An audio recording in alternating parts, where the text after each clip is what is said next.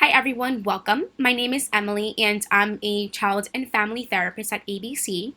As you know, this pandemic has affected the entire world and produced very strong emotions in all of us. This is a very stressful time for us and especially our children. We wanted to make this short video so I can talk a little bit about temper tantrums in young children. So, this is a very common aspect of early childhood development, and with the pandemic in mind, tantrums are a topic that many families have requested assistance with during this time. So, with this video, I'm going to talk about what they are and mean, and some things we can try to do when they happen. So, to begin, what is a temper tantrum? So, again, I just really want to emphasize that temper tantrums are normal. It's part of development. But it is something that we can expect and have seen a rise in during this pandemic and vulnerable time. So, what are they? They are a manner of children showing that they are experiencing very strong emotions at the moment, like feeling angry, upset, or frustrated. Like in this photo that we see here, what do you see happening in this toddler?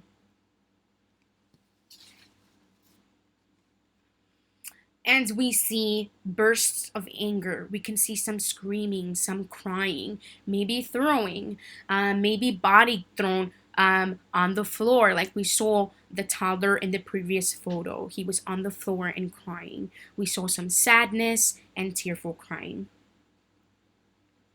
But what's underneath? And let's keep in mind that behavior all has meaning and it communicates something to us. So, thinking of that toddler or your child or recent tantrum experience, we can think about the iceberg here as we see in this photo. So, the tip of the iceberg, what is it? It's exactly what we see. Keeping in mind the photo, we saw the child lying on the floor, open mouth, crying, maybe some tears or screaming. But what's underneath, right? What's happening in the child's body, in the child's brain at the moment, right? And it means something. The child could be hungry, he can be frustrated, he can be tired. Maybe the child wanted something and couldn't get it at the moment, and that happens. Maybe it was a mix of things, right? It's just a lot of emotions at once. So, in addition to that, I like to provide a developmental perspective. And developmentally, whether it's a 2 year old, whether it's a 5 year old, young children are developing and acquiring emergent language. That means that they are learning new words and they are learning to express their emotions. So, those emotional regulation skills, that ability to remain calm, right? Even for adults, sometimes, especially during this time, it can be very hard, right? And sometimes it's okay, like it's okay to let those emotions out. Um, they are also discovering a sense of autonomy when they say no, right?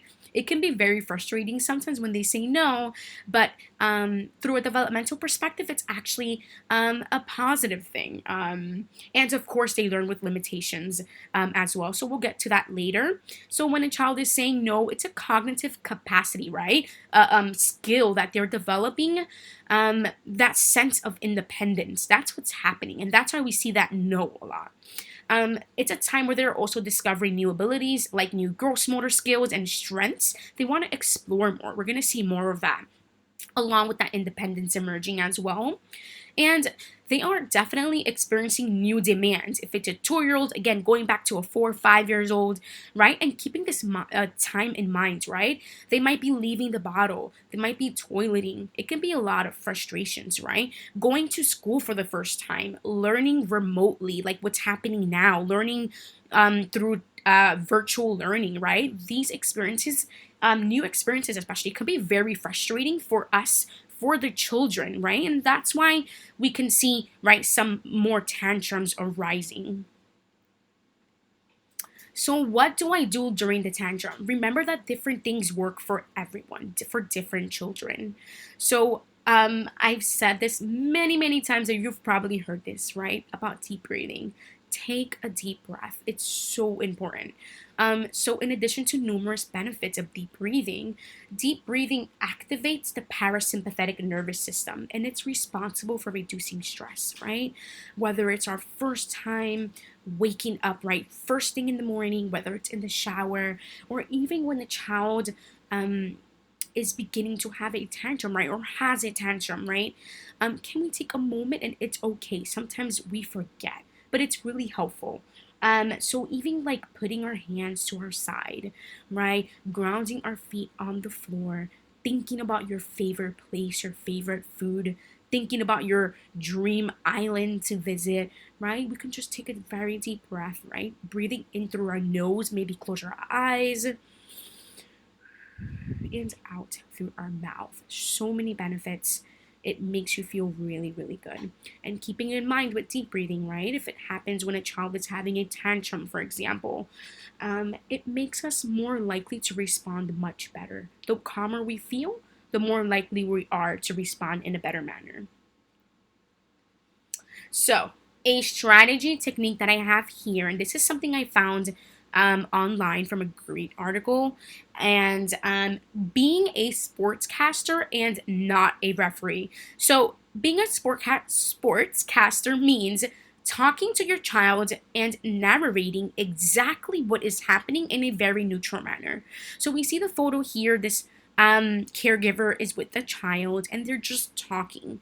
So that's what I mean. If a child um, is having a tantrum, what are things we can say, right? And we're going to get into that, a great example. So, and before we get into the example, some benefits your child sees when you are being a sportscaster. We are saying, using our words and saying exactly what is happening with the child. So, you are acknowledging them, you are respecting their emotions and validating their feelings. And in addition, keeping that developmental perspective in mind, you are also building language capacities, right? Sometimes it's very hard for a young child to say, I feel so angry. I feel sad right now. And when we label those feelings, like that child in the photo we saw earlier, maybe I could have said, you look so sad right now, right? We're giving them that language, and it takes time. And it also takes time for us, right, to use those language and words. And finally, with all of this, you are supporting their emotional and social development, right? And we know how important social and emotional development is, right? It fosters all learning. So this is a very nice strategy that's worked, and some families have told me that they really enjoyed trying it. So here's an example. Your child starts to shout and throws himself on the floor. Some families or a parent, let's think about some things we say, right? Sometimes I've heard maybe a don't do that or be careful, please. Something I could suggest, right? We could try a little differently is saying something like, I hear you shouting very loudly and you look very upset. You threw your body on the floor. So something like that, very simple. And if your child speaks and repeat what the child says, then this helps the child hear and what he's saying or what she's doing. Now you try. What's something you've experienced, whether it was this morning or whether it was last week or a month ago? Let's think about an experience you had recently. And what did you see? What did you say? With our sportscaster hats in mind, what's something you could have said now? Maybe we can try that next time. And finally, showing an alternative, right? With that strategy in mind, if your child is very upset and is in an unsafe space, right? If he's shouting, maybe threw body on the floor, for example, and he's in the kitchen, let's think about moving that child to a safer area, right? So we can say with our sportscaster hats on minds, we're going to narrate.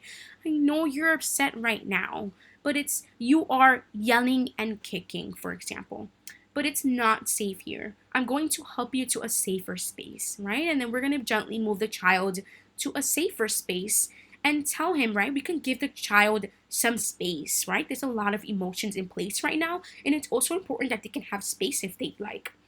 I will be right here for you when you are ready. So, and again, when we're giving the children those words, right? I'm gonna move your body to a safer space. We're also preparing the child to what's coming next, rather than a sudden move, right? That can be even more triggering for a child, for example. Another thing to keep in mind for alternative, right? If a child is hitting, there's a lot of emotions at once. We can show the child, right? Give the child a pillow to hit instead. Sometimes it's so important that we can let all those emotions out in a healthy manner. And finally, another redirection here is redirecting the child with a different activity. So what that means is, for example, your child, it was time for him or her to share their crayons with their sibling, and he had a very, or she had a very hard time sharing, right? So a tantrum happened. Maybe we can try showing the child a different activity at the moment, maybe reading a book, etc. And setting limits. Boundaries establish safety. So, for example, right, if the child was slamming doors, sometimes some things we could keep in mind, right, when we say, when it's appropriate, right, is to say we can't slam doors because it's not safe. And of course, right, it's really, really hard to remember rules when we're mad. So that's something else. And finally, another example I have here is we can say hitting hurts my body. And when we say that, we are also supporting that developmental perspective and supporting that child's social emotional regulation skills and giving him that perspective, right? Where we can see, oh, this is how I feel, right? We are supporting that area of development as well when we say hitting hurts my body and that made me sad. So now you try. What's something you can say? Think about your experience and some things that we can say with these examples in mind. And finally, reconnecting after a tantrum. So let your child know that she is safe and loved no matter what. A hug or kiss for reconnecting. And remember, reflecting back doesn't mean you can't set limits, right? So, reinforcing your child for regaining control. I love how you calmed your body. Thank you so much for calming your body down. Mommy feels better now. Daddy feels better now. I love to see your body calm. For example, right? If he was having a large tantrum, is something we could say. And of course, remind the child, mommy, daddy, grandma, etc., loves you no matter what. Sometimes we get angry, and that's okay. And here are some books, great books to read here. And tantrums happen a lot of times, right? When it's time to transition, they happen when it's time to stop an activity, when it's time to put toys away, when it's time to clean up, etc. So these books you can find virtually, right? Maybe through epic.com is a great website I like to use. There are some here. Maybe through access with your child's school, etc., or even on Amazon you can buy as well. So voices are not for yelling, and they have great in Spanish as well. So this is really great. And words are not for hurting, calm down time, clean up time, hands are not for hitting, and bye bye time. These are awesome choices, and there's so much more. And finally, that is it, everybody. Here is my email. Please feel free to contact me. I'd love to hear feedback, even ideas, right? More future ideas. I'm thinking about new videos to work around, maybe around sleeping, etc. So, what are things that you would like more to see of in this way or in a different format, etc.? And thank you so, so much for listening. It was a pleasure. Thank you so much, everybody. And stay tuned until next time.